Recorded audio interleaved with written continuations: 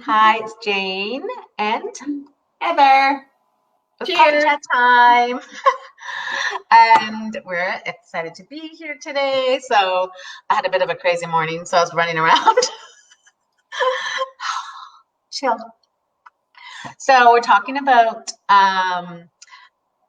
O Shift, which is something I heard at a conference in January. I went to a conference and I saw a speaker, Anthony Trucks, and he really his talk was amazing. And the reason we decided to talk about this today is one of a girl that I know on the Compassion Project, Diane. She commented that it just changed the way she thought. And it really helped with her life. I thought, oh, I should explain that. Have you heard of that, Heather? The O shift? No, why don't you tell me all about it? I don't remember if I did or didn't tell you about it. So, yeah, this incredible guy, Anthony Trucks. You can look him up. I'll put his website in the comments so people can uh, find out his story. He's amazing. He had a very, very difficult childhood. He's actually an NFL player. He had a very difficult childhood, was in foster care, abuse. I mean, his life story, he went through so many tragic things, and he's now is a motivational speaker. And the biggest thing is that he said, if you look back at your life, all of us have, our life doesn't just go straight and smooth and, oh, this is life is perfect. It has bends and curves, and he calls them shifts. Like, he could look back and be like, at 3 years old, he was pulled out of his mom's home and put in foster care. That was a huge shift. And then things that happened when he was a teenager and his injuries. And so he said, instead of saying, oh shit, like when something bad happens and you're like almost mad and like afraid and frustrated, and like, oh, I lost my job, or um, whatever happens, some big event happened, big or small, you can look at it and you can be so mad and be like, oh, or you can say like, oh, shift, my life's about to change. And he said you can actually choose to embrace the change and be more curious about it, like be more like, oh, shift. So he constantly says, oh, shift, things are changing. And I look at it like, even say with my husband retiring, it's like, it could be looked at as so hard and so sad, or it could be, oh, shift, what's my next? Where am I going now? Something exciting could be happening. You know what I mean? It's true. I think that so often when things happen to us, we stand there and go, "Oh my God!" Like, "Oh my God, what's going to happen?" Because we don't like change. We're afraid of change. Hello. But if we looked at it more like that, this whatever this is that has now happened, there's nothing we can do about it. It's now happened. What kind of possibilities, what doors are going to open up for you, for me, when, and it is, then it actually does become, I think, a little more exciting, right? Yeah. Well, and I think if it a lot of times we can look at things as bad, like this could be really bad, and you have to change your mindset. You have to be like, grab that thought of negativity and be like, no, it doesn't have to be bad. It's just an experience. uh, Things do work out. Like, there's lots of times where we can go through something in our life, we can look back and it's it's bad, or we thought it was at the time, and 5 years later we can look back and be like, oh, that was turned out so positive. you know like 5 years ago when Ed and I made the move to Kelowna, I if I look back now and be like, oh shift, my life is going to change. It really has changed since I moved to Kelowna. But I struggled really. I was in a dark place when I moved. So at the time, if I could have been like, oh shift, like kind of embrace it more and be like, go with the flow and experience it instead of getting down. Right. So what I just heard you say too is that in accepting whatever it is that had was going on, that it would actually be easier, like, and without having to, that whole, like, instead of, like, if you looked at it negatively, boom, what happens? There's the pit of doom there. We just fell in it. Hello, right? But oh, like, Yeah. I like the word pivot. Like, I know, like, I think I'm gonna, like, Oh, pivot. I think, because when you pivot, you change direction. So Yeah, like I kind of like this. So pivot is the same idea. Yeah. Yeah, So yeah, shift. yeah. But Diane was so cute today. Diane Reed, if you're on or if you watch after this, thank you. I adore that girl. And yeah, she just said it impacted her life, even little things. And she said if she finds she gets in a mood, even if she gets in a little mood, she'd be like, oh, shift. I can shift my mood. I can shift it to happy, I can shift it to joy. And so it's becoming aware of your thoughts and how you think, and it's super, super powerful. Yeah. That's, well, we've talked about that before, that whole awareness piece, right? That you are not your thoughts, right? You are not your feelings. You are just the observer of those thoughts and those feelings. So Yeah. you can that can really help, because if you actually have that mantra like, oh, shift, things are gonna change, Yeah. like that would actually almost snap you out of, because if we talked about neural pathways before, that negativity loop, how, like like when that Yeah. rut Yeah. that you get into, that Yeah. I think that could actually almost, maybe not prevent it always, but at least make you aware that, I'm like, I can see me derailing a little bit there, so kind of get you back on the track that you need to be on. Yeah. The other thing I was thinking is, and I've said this before, I love this saying, that it is only in those moments of difficulty where opportunity lies. So, Yeah, I know. That's powerful. like, so if like we are gonna, you are gonna grow and change. There's no doubt about it. So Yeah. you're either going to openly embrace it, or you're gonna be like defending, and then those things become really negative, and they're like, they suck your energy. Yeah. I Right? know. Yeah. Can you think of any time in your life where there was you look back and you're like, wow, that was actually a big pivot or shift that Well, really changed? funnily enough, last week, so last Sunday was July 12th, and I kept, and I was like, July 12th, because numbers are really like big to me. Like they make me, so this, and I'm like, what is it? What is it? And then I'm like, oh yeah, July 12th, 1998, the children and I left Peachland, where had been a single mom for a number of years, left Peachland, and we moved in with my partner. And we moved from Peachland to a life at a golf course in a really, really nice neighborhood, and we became a family. And so I think, and I said to myself last week when I was remembering this, that that was a time in my life where things shifted, because we moved to Kelowna. I got a new job working as a manager in a woodworking shop, an office manager, and it gave me time to be home, like more with the kids, to help them adjust to life, because they were in middle school and high school just then.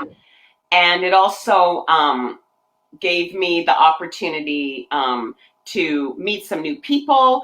And someone came to work at the woodworking shop who worked at the college. And she later told me about a job at the college when my job at the woodworking shop finished. And then I got the job at the college, and I met some people who in recreation, and I took all of my personal training courses over the course of a year. And then I got my job in recreation. And so each of those, so I said to myself, July 12th, that was a pivotal point in my life, where had I stayed in Peachland, I wouldn't have met this girl. Yeah. I wouldn't have gone to work at the college. I wouldn't have become a personal trainer.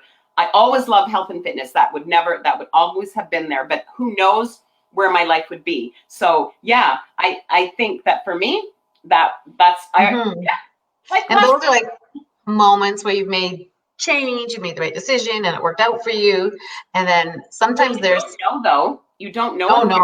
No, you have no idea until you look like back you said, on maybe 5 years, 10, Yeah. 20, 30. Anyways, what about for you? I was thinking though, the hardest thing I think would be for people when something really tragic happens. I mean, and and there's so many people that do go through these unexpected huge events when they lose someone they love, or they're in an accident, and or even now with the pandemic, it's like it's a thing, something that happens that seems so overwhelming and so negative.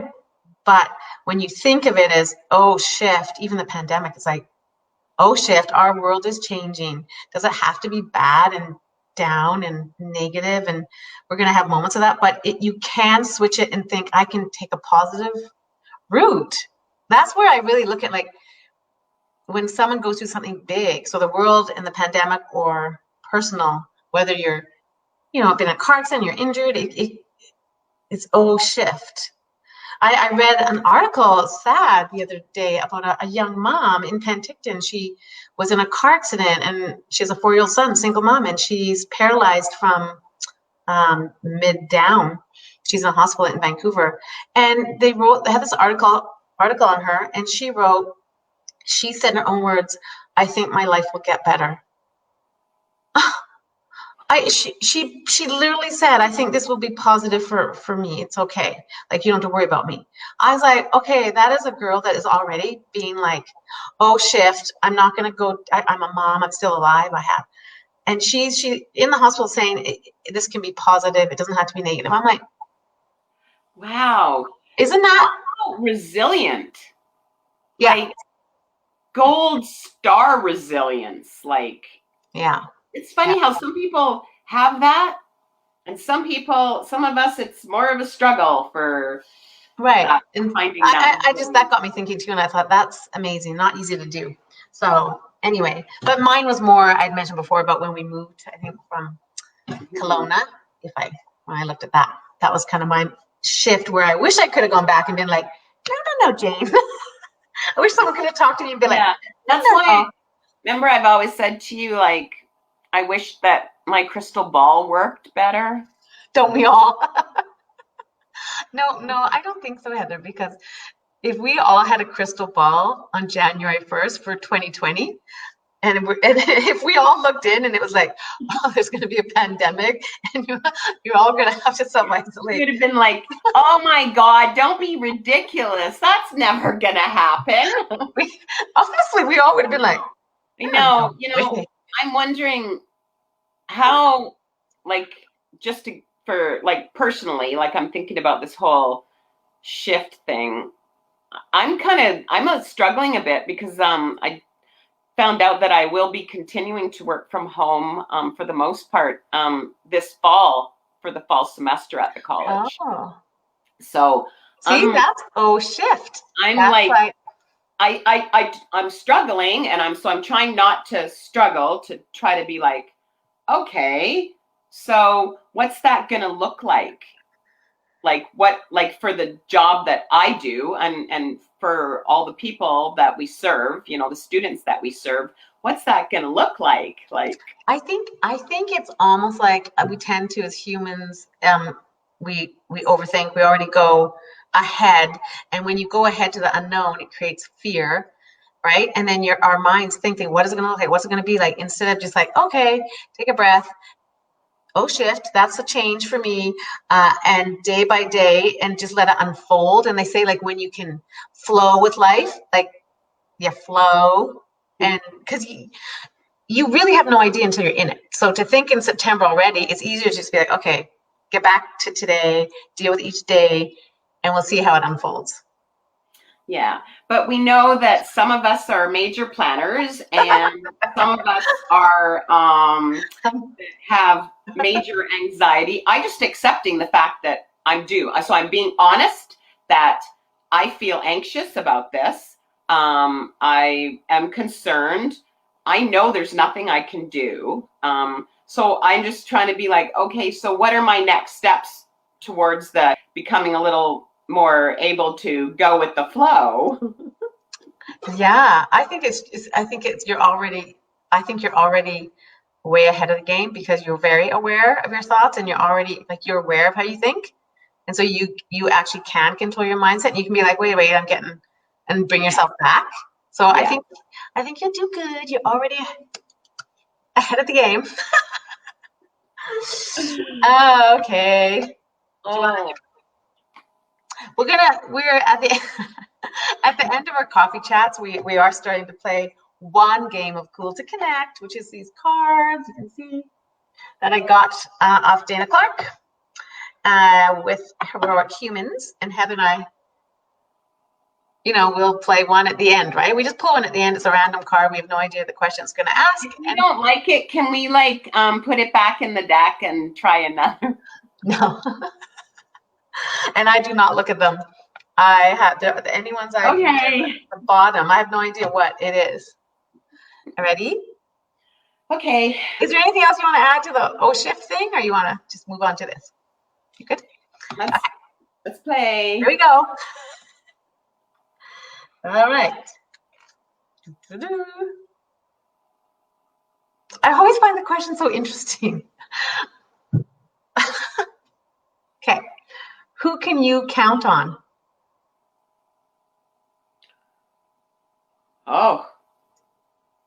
That's it's a simple question, but it's very powerful. My mom. Aww.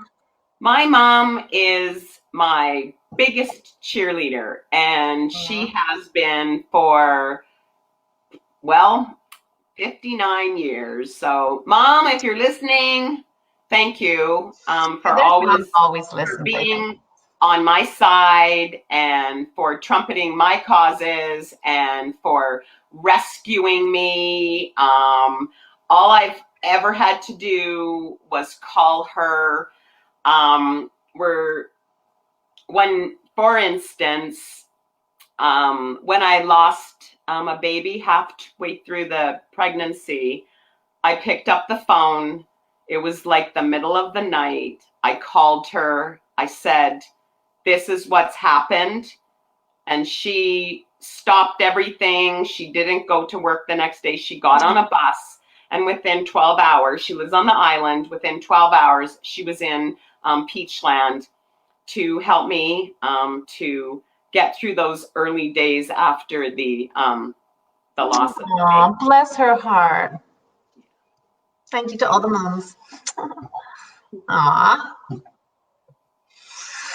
So, and who can you count on? We know you can't count on me to ask you what we're talking about today. Cheers. Yeah, Jane had to figure it all out on herself and do all the work, and I'm feeling pretty bad about it, which is why I'm like, didn't say anything because I didn't know what to say. So I'll apologize live. Jane does all the work behind the scenes. So cheers to Jane. Thank you. I'm sorry. You're hilarious. All right. So I bet you know who I'm going to say. Who can you count on? I bet you know who I'm going to say. Ed. Yeah, 100%. My husband, been married to Ed for 34 years, coming up this August 2nd. And when I was a really broken girl at 20 years old, I always have felt like he picked me up and loved me unconditionally, and has always been there no matter what. He supported me. Every choice I make, everything I do, he has always been there for me. Like, he would do anything for me, almost to the point that I have to not take advantage of it, and I have to be careful what I say I want, because then it's like, oh, all right. And I'm like, no, I didn't mean I actually want that. Yeah. The new couch is coming tomorrow. What? No, I don't know. He really is 100%. With everything in me. And I have a personality where I tend to jump in, and I tend to not think about stuff. Like, if we're on holidays, I'm like, oh, let's go do this. And I've risked my life a few times, and he's saved me. And he literally said, if you fell into a volcano, he told me one day on a holiday, he goes, Jane, can you please be safe? Because if you fell into a volcano, I would go in and get you. I would rescue you. And I was like, I was honestly like, that's beautiful. And so I thought, okay, I need to be safe. I need to be smart, because he would. We had an accident. Down a bit. we had a scuba diving accident, a snorkeling accident, and I was being really risky, and he went after me, and we both were bleeding, and we could have been killed, and he rescued me. So yeah, I can always count on him, but I need to be safe so I don't risk him. Anyway, I guess we should go. Thank you, Heather. Thank you, Jane. Have a beautiful Sunday. Okay, you too. And apparently next week it's going to be my idea to pick the topic, so I will try. Or if anyone has any ideas about what you'd like us to talk about, drop them in the comments below. We'd love to hear it because we like to talk about things that interest you. So yeah, there you go. Okay. All and right. think to yourself, yeah, who can you count on in your life, people? You know, just give it a thought. Maybe reach out and tell those people, thank them. So anyways, Okay. have a beautiful Sunday. Okay, bye, Heather. Cheers. Cheers.